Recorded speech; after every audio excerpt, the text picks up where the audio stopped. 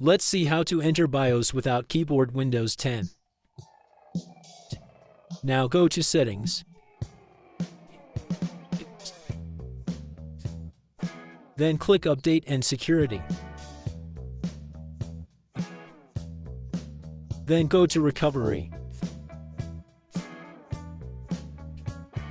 Now go to the Advanced Setup. Then click Restart Now.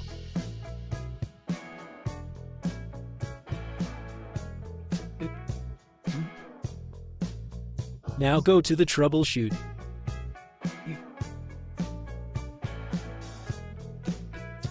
Then click on the Advanced option.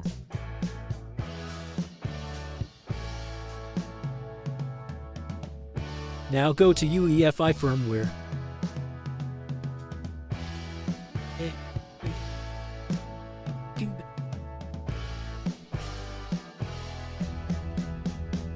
Now this is your BIOS setup. You can change or edit as you like.